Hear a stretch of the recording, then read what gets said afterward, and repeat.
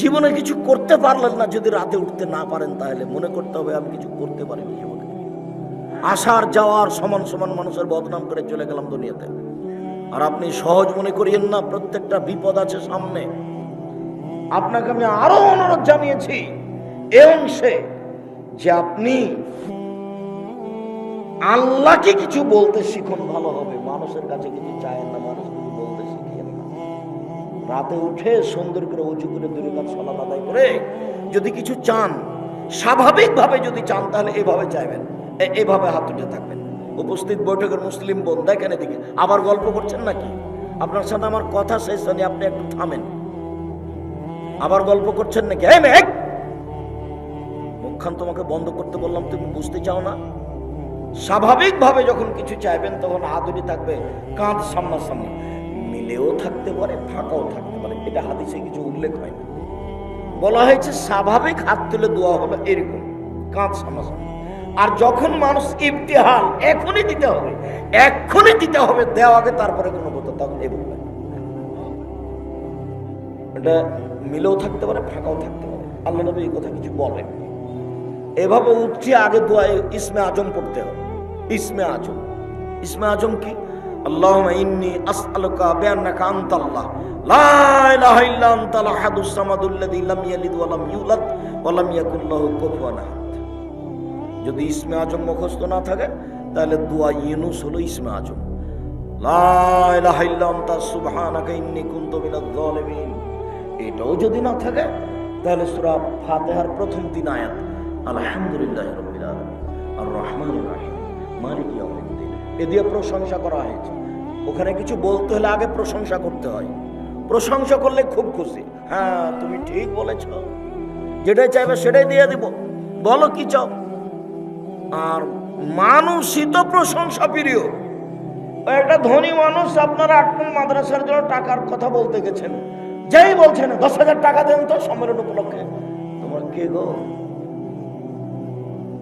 যাও ওইদিকে যা বসো।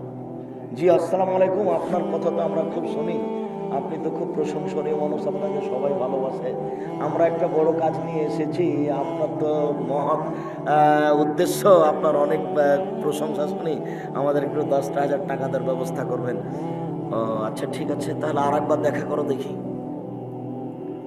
একটা কিছু বলবে, মানে ও প্রশংসা প্রিয় মানুষই। আর ও তো বলছে যে আমি প্রশংসা করলে খুব খুশি হই, তা আলহামদুলিল্লাহ। ওই জন্য আল্লাহ নবী বলছেন আফজালুদ দুআ আলহামদুলিল্লাহ, সবচেয়ে উত্তম দোয়া হলো আলহামদুলিল্লাহ, প্রশংসা আছে যে, সেই জন্য খুব। আর সূরা ইখলাস পড়লে 3 বার পড়লে 1 বার কোরআন মাজিদ পড়ার সমান হয়। কেন? সূরা ইখলাস খুব দামি, শুধু তার গুণ বর্ণনা করা হয়েছে, ওতে তিনি খুশি। সূরা ইখলাস মানে পড়লেন আপনি, মানে উনি খুব খুশি হয়ে গেছে, হ্যাঁ ঠিক বলেছো তুমি, আমি কাউকে জন্ম দিই না, আমি ঘর থেকে জন্ম নি না, আমি হচ্ছে নিরপেক্ষ মুখাপেক্ষীহীন, আমাকে কেউ পারে না। আপনি যখন এরকম ভাবে বললেন তখন উনি বলছেন হ্যাঁ ঠিক আছে ঠিক আছে ঠিক আছে, 3 বার পড়ে 1 বার কোরআন মাজিদ পড়ার নেকি দিয়ে দেবো, 3 বার পড়ে 1 বার কোরআন মাজিদ পড়ার নেকি দিয়ে দেবো।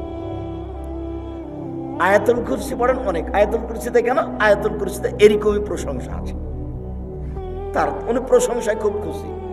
এই জন্য সুবহানাল্লাহি ওয়া বিহামদিহি সুবহানাল্লাহিল আযীম, এটা হলো সবচেয়ে ভারী নেকি দাঁড়িপাল্লায়, এতে আল্লাহর প্রশংসা আছে। এই জন্য তাই আল্লাহ রাসূল বলছেন আফজালুদ দুআ আলহামদুলিল্লাহ, সবচেয়ে উত্তম দোয়া হচ্ছে আলহামদুলিল্লাহ। তো এখন আপনি ইসমে আজম পড়েন, যদি ইসমে আজম না পারেন তাহলে দোয়া ইউনুস পড়েন, দোয়া ইউনুস যদি না পারেন তাহলে প্রশংসার জন্য সূরা ফাতিহার প্রথম 3 আয়াত পড়েন। এরপরে দুরুদে ইব্রাহিম, দুরুদে ইব্রাহিম লাগবে কিন্তু, আল্লাহুম্মা সাল্লাল্লাহু বারিক আলা। দুরুদে ইব্রাহিম না পড়লে আপনার দোয়া ওপরে যেতে যেতে থেমে যাবে। ওই দোয়া ইব্রাহিম, দুরুদে ইব্রাহিম ঠেকিয়ে রেখেছে, পড়ো যেতে পারবে না। লা ইয়াসাদু দোয়া, মানুষের দোয়া ওপরে যাবে না, দুরুদে ইব্রাহিম ছাড়া। দুরুদে ইব্রাহিম পড়তে হবে, তাহলে আপনার দোয়া এখন উপর দিকে যাবে, ও ঘিরে রেখেছে। তাহলে আগে বলেন প্রশংসা, খুব খুশি হয়ে গেছেন, এবার দুরুদে ইব্রাহিম পড়েন, তাহলে দরজা খুলে গেছে। এবার আপনি বলেন যে বগুড়া শহরে আমার 5 কাঠা জমির ব্যবস্থা করে দাও। এবার আপনি বলেন যে আমাদের 8 মুখ প্রতিষ্ঠানটাকে খুব বড় করে দাও। যারা যাই দায়িত্বে আছেন, সেক্রেটারি, সভাপতি, কমিটি, শিক্ষক, সবাইকে বলতে বাধ্য, বলতে হবে, দিন রাত বলতে হবে, তারপরে হওয়া না হওয়া পরে। যত বলবেন তত খুশি, যত কম বলবেন তত অখুশি। উপস্থিত বৈঠকের দিনই মুসলিম বোন, 3 নাম্বার হলো মাথার চুল চিরুনি করে দিতে হবে। যেন আমার বোনদের মাথার চুল চিরুনি করে দিতে পারে, সেই জন্য আমি আমার বোনদের সমবয়সের মেয়ে বিবাহ করিনি। 4 অতাকুম আলাইহিন্না, আমার স্ত্রী যেন আমার বোনদের উপরে পাহারা দিতে পারে। আমার স্ত্রী আমার বোনদের জন্য পাহারাদার। তোমার মা তোমাদের জন্য পাহারাদার। বলো কি পাহারা দিয়েছে, বলো দেখি। তোমার মার জন্য 4টে জরুরি: 1 শিষ্টাচার, 2 বিদ্যা, 3 চিরুনি, 4 পাহারাদার। তোমার মা এই পরিবারে পাহারাদার। এনারা 8 মাদ্রাসা চালায়, একটা পাহারাদার রেখেছে। সকালে এসে হুমায়ুন দেখলো যে 2 ঘন্টা ঘুমিয়েছিল, তো হুমায়ুন তাকে বলছে, হবে না বাবা তুমি যাও, পাহারা তুমি দিতে এসে ঘুমিয়ে আছে, হবে না বাবা তুমি যাও। এখন তোমার মাও পাহারাদার ঘুমিয়েছিল, কিছুই বললো না তোমরাকে। এখন তোমার বাপের উচিত তোমার মাকে বলা যে তুমি যাও, হয়েছে। এটাই করতে হবে, আমি করতে আদেশ করিনি, পরামর্শ দিলাম।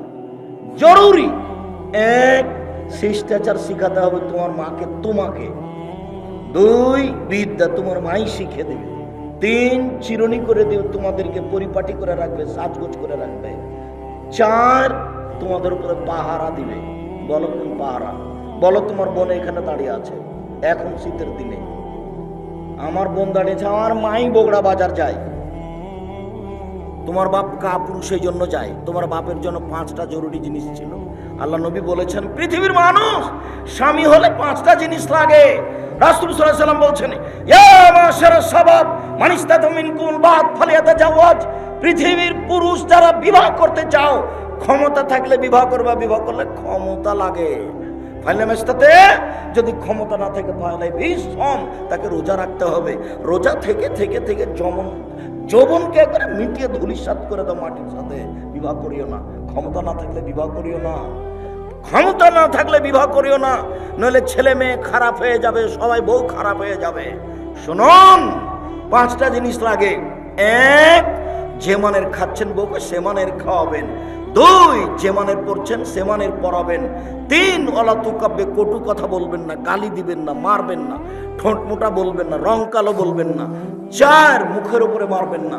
5 অলা তাতর খাইল্লা ফিল বাইতে, আপনি আপনার স্ত্রীকে আপনার বাড়ি ছাড়া কোথাও যেতে দিবেন না। খালার বাড়ি যেতে পারে না, ফুফুর বাড়ি যেতে পারে না, নানির বাড়ি যেতে পারে না, মায়ের বাড়ি যেতে পারে না, জরুরি দুর্ঘটনা ছাড়া বাড়ি ত্যাগ করতে পারে না। বাজার তো বহু দূরের কথা, বাজার তো ভাবতেই পারে না। আপনি কাপুরুষ সেজন্য বাজার ভেবে ওই ঘুরে বেড়াচ্ছে। আপনি বেশি সুযোগ দিয়েছেন, বোকা মহিলা দিন রাত অভিমান করে, খালি বলে এটা মোটা কাপড় ভালো লাগে না, এটা চিকন কাপড় ভালো লাগে না। তখন আপনি 3-4 দিন পরে বলছেন তুই যা, তুই যে বাজার কর। এই তো অবস্থা হয়েছে। তখন শয়তান সুযোগ পেয়ে কয়দিন পরে বলছে যে সংসার হবে না, তালাক, তুই যা, 1 তালাক 2 তালাক 3 তালাক, তোকে তালাক দিলাম, 1 বৈঠকে 3 তালাক, তুই এখন চলে যা।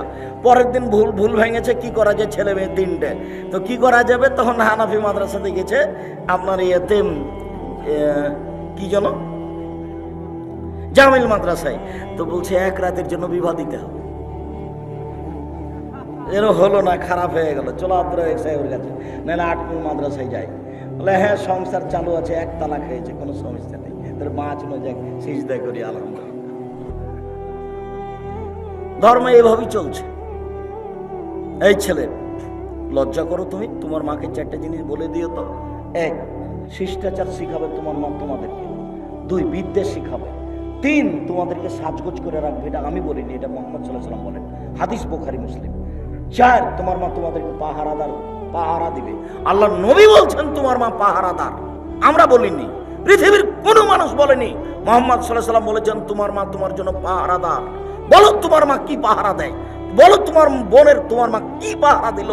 তোমার মা তোমাদের এই পরিবারকে কবর দিয়েছে। আজকের ঘটনা তোমাকে বলছি, তোমার মা ঢং ঢং করে এসেছে, আবার ঢং ঢং করে চলে গেছে। এখন টিভি খুলে বসে আছে, যা দেখো না। এই তো তোমার মা, যা বলিও খালা খালা বলে ডাকিও, এটা তোমার মা না, এটা তোমার সৎ মা। এটা তোমার মা নয়, এটা তোমার খালা, এই কথাই ঠিক। এটা তোমার মা নয়, এটা তোমার খালা, এই কথাই ঠিক। এটা তোমার খালা নইলে এটা তোমার সৎ মা। নইলে তোমাদের পরিবারকে এরকমভাবে নষ্ট করলো কেন? তোমাদেরকে এভাবে ধ্বংসের পথে টেনে নিয়ে গেল কেন? সে চিন্তা ভাবনা করলো না কেন? শোনো, উপস্থিত বৈঠকের দিন মুসলিম ভাই বোন শোনেন, ইহুদি খ্রিস্টান, 1 মিনিট, ইহুদি খ্রিস্টান যতবার সূরা ফাতিহা পড়েন শেষে গিয়ে বলেন গায়রিল মাগদুবি আলাইহিম ওয়ালাদ-দাল্লিন। আল্লাহ, ওরা ইহুদি, অভিশপ্ত, ওদের পথ দেখায়ও না। ওরা ইহুদি, ওরা অভিশপ্ত, ওদের পথ দেখায়ও না। দাল্লিন, ওরা ভ্রান্ত খ্রিস্টান, ওরা পথহারা, ওদের পথ দেখায়ও না। ওরা খ্রিস্টান, ওদের পথ দেখায়ও না। এই কথা বল দিন রাত 24 ঘন্টা। আবার আর একটা বলছি, শোনো, উপস্থিত বৈঠকের দিনই মুসলিম ভাই বোন একটু খেয়াল করেন। এই ছেলেরা, এদিকে লক্ষ্য করো, তোর গায়ে হাত দিয়ে বসে আছো নাকি? এদিকে খেয়াল করো, একটা কথা যেন 19-20 না হয়। এদিকে দেখো, আল্লাহর নবী মক্কা থেকে মদিনায় আসলেন। মদিনায় এসে দেখলেন যে মদিনার লোকেরা মুহররমের 10 তারিখ রোজা আছে। মদিনায় এসে দেখলেন যে মদিনার লোকেরা মুহররমের 10 তারিখে সিয়াম থাকছে। তাহলে রাসূল বলেন, কি ব্যাপার, তোমরা মুহররমের 10 তারিখে সিয়াম থাকো কেন? তখন মদিনার লোকেরা বলল, আরে এটা তো আমাদের বড় দিন। এই দিনে আল্লাহ ফেরাউনকে ডুবিয়ে দিয়েছেন, এই দিনে আল্লাহ মূসাকে বাঁচিয়ে দিয়েছেন, এই কারণেই তো আমরা আল্লাহর শুকরিয়া আদায় করি। মুহররমের 10 তারিখ হচ্ছে আমাদের জন্য বড় দিন। মুহররমের 10 তারিখে আল্লাহ ফেরাউনকে ডুবিয়ে দিয়েছেন, মুহররমের 10 তারিখে আল্লাহ মূসাকে বাঁচিয়ে দিয়েছেন, তাই আমরা শুকরিয়া আদায় করি। তখন মুহাম্মদ সাল্লাল্লাহু আলাইহি ওয়াসাল্লাম বলছে, হ্যাঁ ঠিক ঠিক ঠিক, আমিও তোমাদের চেয়ে বেশি শুকরিয়া আদায় করাতে হক রাখি। আমিও মুহররমের 10 তারিখে সিয়াম থাকলাম। সঙ্গী সাথী, তোমরা মুহররমের 10 তারিখে সিয়াম থাকো, যেমন বলেছেন সিয়াম থাকো। তেমনি বলছে, হ্যাঁ আমরা মুহররমের 10 তারিখে সিয়াম থাকবো। মানে কেন থাকবো? দিন রাত আপনি বলছেন ওদের বিরোধিতা করতে হবে, ওদের বিরোধিতা করতে হবে, ওদের বিরোধিতা করতে হবে, ইহুদি খ্রিস্টানের বিরোধিতা করতে হবে। আপনি দিন রাত বলছেন ওরা মুহররমের 10 তারিখ রোজা থাকে, আমরা কেন থাকবো? তাহলে তাদের অনুসরণ হয়ে গেল। বিরোধিতা হলো কিভাবে? বিরোধিতা তো হলো না, আমরা মুহররমের 10 তারিখে সিয়াম থাকবো না। তখন আল্লাহ রাসূল বলছেন, থামো থামো থামো থামো, শোনো, লাইন বাকায় তো সানাতাল কাবেলা, আমি যদি সামনে বছর বেঁচে থাকি লা সুমান্না তাসিয়া, তাহলে মুহররমের 9 তারিখও সিয়াম থাকবো। 9 তারিখ হবে বিরোধিতা, 10 তারিখ হবে শুকরিয়া। আর তুমি ব্রাজিলের পতাকা মোটরসাইকেল নিয়ে ঘুরো, বলো তো এটা কেমন? তোমাকে দেখলাম আর বুক ফেটে যায়, তুমি মুসলমানের ছেলে, আমি কিছু করতে পারি না। আমি তোমাকে চোখে দেখি, রাস্তা দিয়ে হাঁটলে বিশাল পতাকায় তুমি খেলা দেখো। কাতার হলে কি হবে আমি বলেছি, একদিকে আছে জিবরাইল আলাইহিস সালাম আর একদিকে আছে মালাকুল মউত, দুইজন মিলে আন্তর্জাতিক ফুটবল খেলাচ্ছেন কাবা ঘরের মাঠে, তবু হারাম।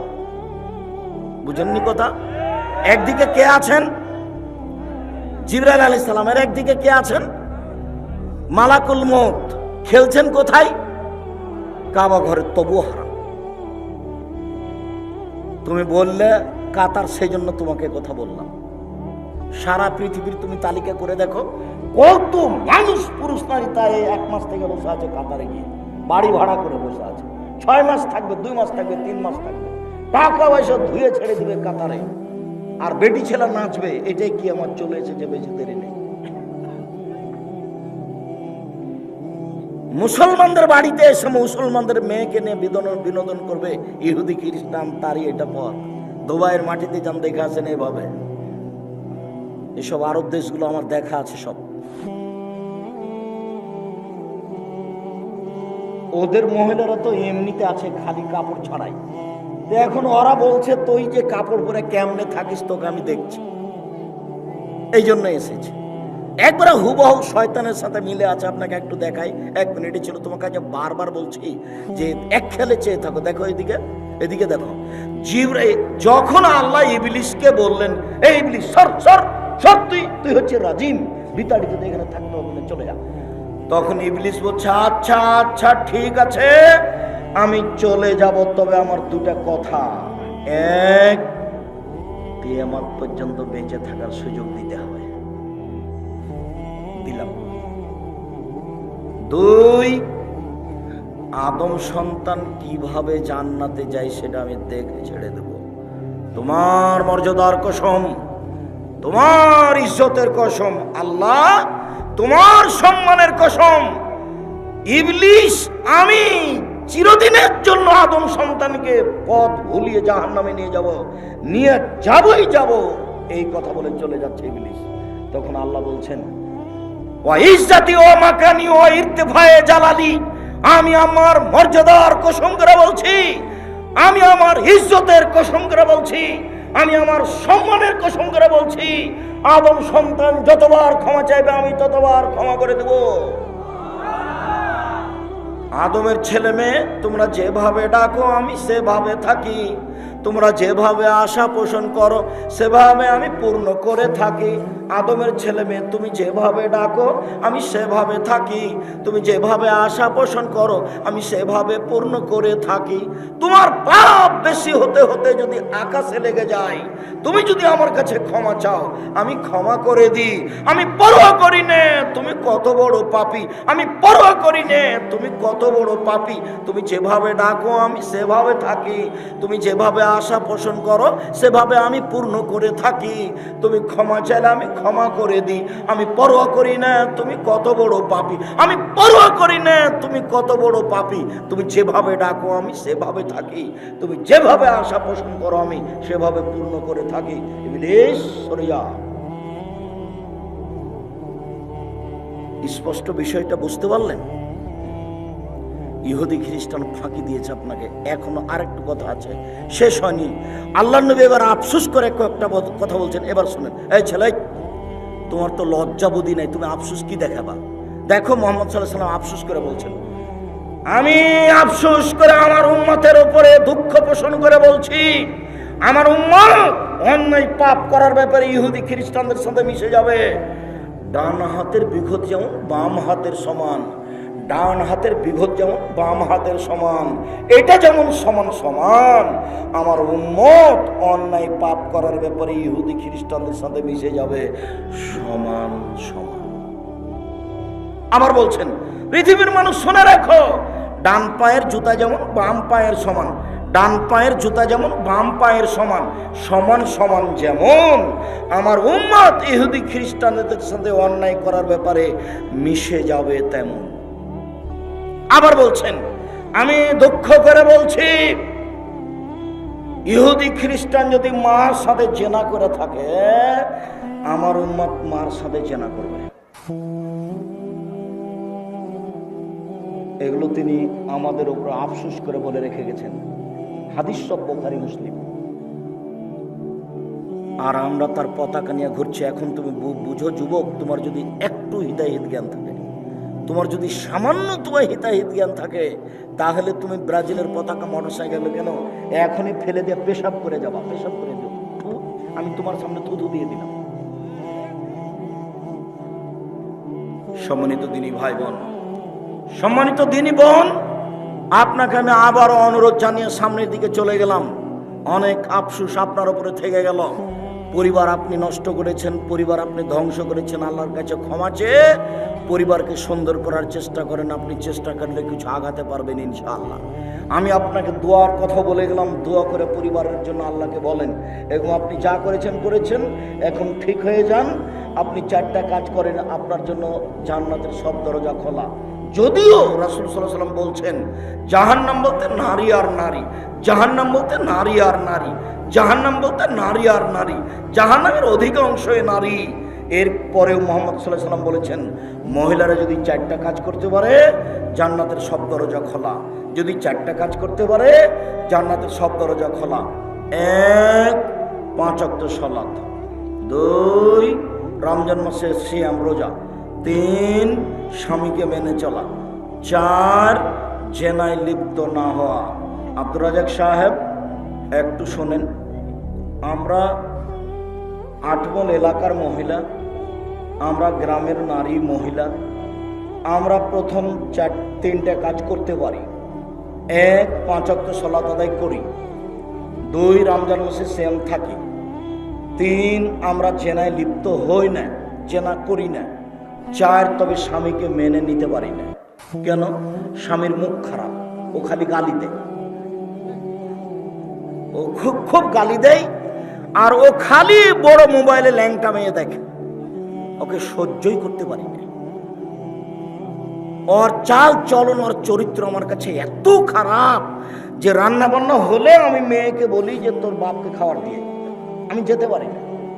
বৌমাকে বলি তোমার শ্বশুরকে খাবার দিয়ে আসো। ঠেলাই পড়ে যদি আমি একবার যাই পানি নিয়ে, তো গিলাসটা এভাবে ঠেকুস করে রেখে চলে যায়। ওর মুখের কারণে, ওর স্বভাবের কারণে। আমি আপনার সাথে একমত, এই কথাই ঠিক। এই ছেলে, এই কথাই ঠিক। এখানে এমনও যুবক আছে, শত যুবক আছে যার হাজারো মেয়ের সাথে জেনার সম্পর্ক আছে, যার মোবাইলে দিন রাত ল্যাংটা মেয়ে আছে, দিন রাত। শোনো, তোমাকে আমি একটু আশ্বস্ত করি, তুমি যদি আজ মোবাইলের নোংরা মেয়ে ছেড়ে দিতে পারো, তাহলে বিচারের মাঠে, তুমি বিচারের মাঠে 7 শ্রেণীর মানুষ ছায়াতলে থাকবে, তার মধ্যে তুমিও থাকবা ইনশাআল্লাহ। তুমি ফিরে আসো। আর মোবাইলের আর একটা নাম হলো জেনা, মোবাইলের আর একটা নাম হলো জাদু। পেশাব পায়খানাতে মানুষ মোবাইল নিয়ে যায়, তার মানে মোবাইল হলো জাদু। জেনা কি করে? আইনানে তাজনেনে জেনা হমন নাজর, 2 চোখের জেনা হচ্ছে চোখ দিয়ে দেখা। আর লোজনানে জেনা হল ইস্তেমাও, 2 কানের জেনা হচ্ছে কান দিয়ে শোনা। তোমার 2 কানে ইয়ারফোন লাগা আছে, গান চলছে ইন্ডিয়ার, আর তোমার চোখের সামনে ল্যাংটা মেয়ে আসছে। অলিয়াত জেনাহাল বাদশ, হাতের জেনা হচ্ছে হা দিয়ে ধরা। আর রিজল জেনাহাল মাসি, পায়ের জেনা হচ্ছে পা দিয়ে চলা। জেনাল কালতাতামনা তাস্তাহি, অন্তরের জেনা হচ্ছে পরিকল্পনা করা। জেলাল নেলাসনুৎক, আর জিবার জেনা হচ্ছে কথা বলা। এগুলো সব জেনা। শোনেন, একটা কথা চট করে মনে পড়লো, একটা হাদিস, মুসলিম। দেখি আপনাকে আমি বুঝাতে পারি কিনা। গত জুমায় আমি বলছিলাম, আমি চেষ্টা করছি আপনি এক খেয়ালে চেয়ে থাকেন, তো আপনাকে আমি বুঝাতে পারি কিনা। এইরকমই একদিন বৈঠকে আল্লাহ নবী বলছেন, ইস্তাহিউ মিনাল্লাহি হাক্কাল হায়া, পৃথিবীর মানুষ তোমরা একটু আল্লাহকে সত্য সত্যই লজ্জা করো। পৃথিবীর মানুষ তোমরা একটু আল্লাহকে সত্য সত্যই লজ্জা করো, তোমরা একটু আল্লাহকে লজ্জা করো। তো সাহাবীগণ বলছেন, ইন্না নাস্তাহি মিনাল্লাহি, আমরা সত্যই আল্লাহকে লজ্জা করি। আল্লাহর নবী, আমরা আল্লাহকে লজ্জা করি। তখন আল্লাহ রাসূল বলছেন, লাইসা কাযালিকা, না না না না না, তুমি যেটা বুঝেছো সেটা নয়, তুমি যেটা বুঝেছো সেটা নয়। মান ইস্তাহি মিনাল্লাহি হাক্কাল হায়া, যে ব্যক্তি আল্লাহকে সত্য সত্য লজ্জা করে, তার 4টা কাজ জরুরি। 1, ওয়াল ইয়াহফাজ রাসাহা ওয়া মাওয়া, সে যেন মাথাকে হেফাজতে রাখে, এবং মাথার সাথে যত কিছু আছে এর সাথে কয়েকটা কথা আছে। 2, ওয়াল ইয়াহফাজ বাতনাহু, সে যেন তার পেটকে হেফাজতে রাখে।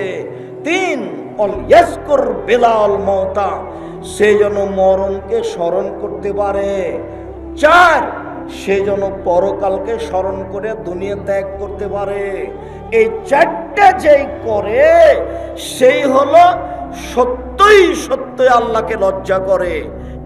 1, মাথাকে হেফাজতে রাখা।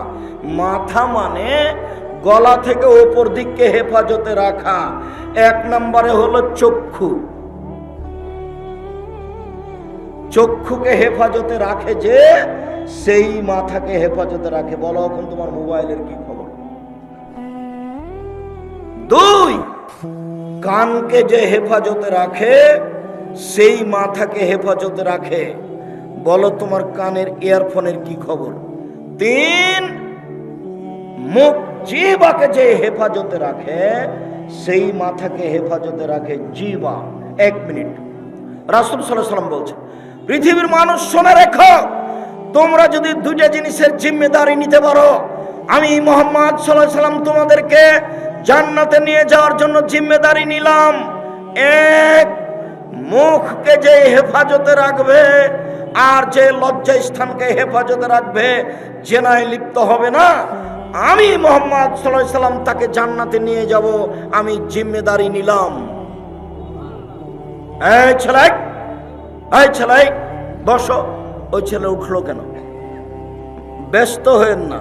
আমরা এক পর্যায়ে, আমি তো আর আব্দুল্লাহ বিন ফজল নই যে ভোর পর্যন্ত বক্তব্য দিই। আব্দুল্লাহ বিন ফজল রাহিমাহুল্লাহ আমার শোনা কথা ঘন্টার ঘন্টা বক্তব্য দিতেন। তো আমরা তো অত বক্তব্য দিতে পারি না, আমাদের কাছে অত বিদ্যাও নেই। আমরা আপনার তাকিয়ে থাকতে থাকতে দেখবেন কথা শেষ হয়ে গেছে।